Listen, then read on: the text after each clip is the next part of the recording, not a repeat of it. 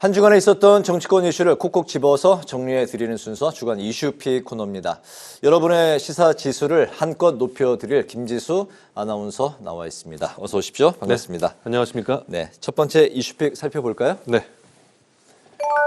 네, 총선 격전지 윤곽. 네, 여야의 총선 대진표가 지금 속속 확정이 되면서 네. 격전지로 꼽히는 곳들의 이 지역 대결 구도가 완성이 되고 있는데요. 네. 특히 광진을에서 오신환 전 의원과 고민정 의원이 그리고 네. 이 계양을에서는 이재명 대표와 원희룡 전 장관의 명룡 대전이 지금 주목을 받고 있는 상황입니다. 명룡 대전 사실상 뭐 현실화됐다고 이제 볼 수 있을 것 같은데 네. 이번 주에 여야 모두 단수 공천 지역을 이제 발표했습니다.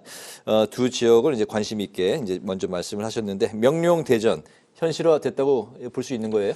네, 국민의힘 공천관리위원회가 어제 이 원희룡 전 국토교통부 장관을 포함한 25명을 이번 총선의 단수 공천 대상자로 선정을 했는데요. 네. 이재명 대표 최근 기자간담회에서 계양을 출마 가능성을 묻는 질문에 지역구 의원이 지역구 그대로 나가지 어디 가나 통상적 기준과 절차에 따라서 생각해달라고 답한 바가 있고요. 지난달 말에 계양을 예비후보 자격으로 이 당에서 실시하는 공천 면접도 봤는데요. 이런 상황 속에서 원희룡 전 장관이 계양을에 단수 공천이 되면서 이재명 대표와의 맞대결이 뭐 거의 확실시됐다. 이렇게 볼 수 있겠습니다. 그동안 국민의힘 내에서는 윤영선 전 당협위원장과 원희룡 전 장관과의 이 공천 갈등이 있었는데요. 국민의힘 정영환 공천관리위원장은 계양을은 원 전 장관과 윤영선 전 당협위원장이 힘을 잘 합치면 이 대표를 이길 수도 있다며 단합을 주문했습니다. 한편 한때 이재명 대표의 측근으로 꼽혔던 유동규 전 본부장도 여러분이 주신 표로 이 방탄조끼를 만들어 입는 꼴은 더 이상 못 보겠다며 계양을 출마를 선언했는데요.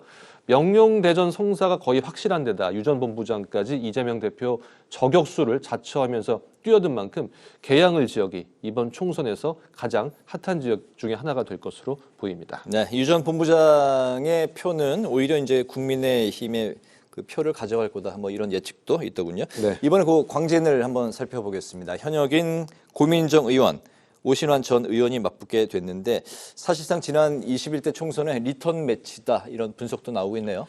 그렇습니다. 지금 상황을 보면 이 더불어민주당이 광진을의 고민정 현 의원을 단수 공천하기로 했는데요. 이에 따라서 고민정 현 의원과 오신환 전 의원 모두 민주당과 국민의힘 각 당에서 이 단수 공천을 받으면서 이 대결이 성사가 된 겁니다. 네. 이 지역은 이제 확정이 된 것이고요. 네. 오신환 전 의원은 앞서 오세훈 서울시장을 대신하겠다면서 광진을 후보로 출사표를 던졌는데요. 광진을의 경우 지난 1988년 이후에 36년 동안 보수정당이 한 번도 선택받지 못하면서 보수정당의 험지로 분류가 되고 있습니다. 지난 21대 총선 결과를 보면 고민정 민주당 후보가 당시 오세훈 미래통합당, 지금 국민의힘이죠. 네. 후보에게 약 2.55%포인트 격차로 승리를 한 바가 있는데요. 이에 따라서 오세훈 시장의 측근으로 평가가 되고 또 서울시 정무부시장도 지냈던 오신환 전 의원과 고민정 의원의 대결은 조금 전에 앵커께서 말씀해 주셨듯이 사실상 지난 21대 총선의 리턴 매치다. 이런 분석이 나오고 있습니다. 네, 두 번째 이슈픽 살펴보겠습니다. 어떤 내용일까요? 영화 건국전쟁 공방. 네, 건국전쟁은 이제 이승만 전 대통령의 정치 역정을 다룬 다큐멘터리 영화죠. 네. 다큐멘터리 영화인데 여당은 릴레이 관람에 나서면서 호평을 했지만 민주당은 이 전 대통령을 띄우는 것이 국책 사업이냐 이렇게 반박을 하면서 여야가 이번 한 주 내내 공방을 벌였습니다. 네. 누적 관객 수 이제 40만 명을 넘어섰고 박스오피스 이제 3위를 이제 현재 기록하고 있는데 여야가 이 영화를 놓고서 신경전을 벌이는 이유 먼저 설명을 들어볼까요? 네, 이 영화가 뭐 이념 논쟁의 중심에 섰다 이렇게 볼 수가 있겠습니다. 이승만 전 대통령의 생애와 정치 영화를 기록한 이 영화를 이 한동훈 비상대책위원장에 이어서 국민의힘 원내 지도부까지 관람을 하고 또 여당의 많은 의원들이 관람을 했는데요. 윤재혁 원내대표, 이승만 전 대통령이 아니었다면 대한민국에 제대로 건국되지 못했을 것이다. 공이 훨씬 많은 분으로 생각을 한다고 밝혔고요. 한동훈 비대위원장도 이 전 대통령 시절에 이루어진 한미 상호 방위 조약과 농지 개혁을 꼽으면서 이 두 가지가 없었다면 대한민국은 지금과 많이 달랐을 것이다. 이렇게 주장을 했습니다. 이처럼 이승만 전 대통령을 재평가하자는 목소리가까지 나오자 이 민주당은 이승만 정권의 독재가 4.19 혁명의 배경이었다며 비판을 했는데요. 권칠승 수석 대변인은 이 전 대통령은 반민족 행위 특별조사위원회를 강제 해산시켜서 친일파 청산을 가로막았고 6.25 당시에 국민을 버리고 서울을 탈출했다고 지적을 했고요. 박성준 대변인도 윤 정부는 독재에 항거한 4.19 혁명을 부정하고 독재자를 찬양하는 비정상적인 정부를 만들려는 것이냐며 반박을 했습니다. 네, 지난달에는 김대중 전 대통령 탄생 100주년을 이제 기념하는 영화 길 위의 김대중, 그리고 이제 지난해 연말에 영화 서울의 봄 크게 주목을 받았는데 영화로 여야가 또 이제 갈리는 그런 상황이 됐네요. 네, 뭐 총선이 이제 코앞에 다가왔다 뭐 이런 것을 느낄 수 있는 대목이라고 볼 수 있는데요. 네. 길 위의 김대중은 고 김대중 전 대통령이 정치인으로 성장하는 과정과 또 1987년 대선 후보로 나서기까지의 이야기를 담았는데요. 관객 수 12만 명을 기록한 가운데 해외 상영회를 현재 진행 중이고요. 또 12.12 군사 반란을 주제로 한 영화 서울의 봄은 지난해 말 1,300만 관객을 동원을 했는데 이때 민주당 지도부가 윤석열 정부를 독재에 견주면서 비판을 하기도 했습니다.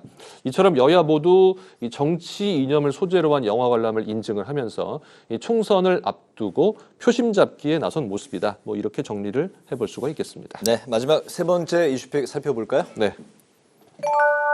기호 3번의 주인은 네, 이번에 이제 이번 총선도 지금 민주당과 국민의힘이 비례 후보를 내지 않고 지금 위성정당을 만들게 됐습니다. 그러면서 비례 투표 용지가 이제 상당히 길어질 것으로 보이는데 1, 2번이 사라지고 민주당과 국민의힘이 비례 후보를 내지 않기 때문에요. 그리고 3번이 이제 제일 처음에 나오게 될 텐데 이 3번을 누가 가져갈지 관심이 집중되고 있습니다. 말씀하신 기호 3번을 누가 차지할지가 이제 관심사인데 네.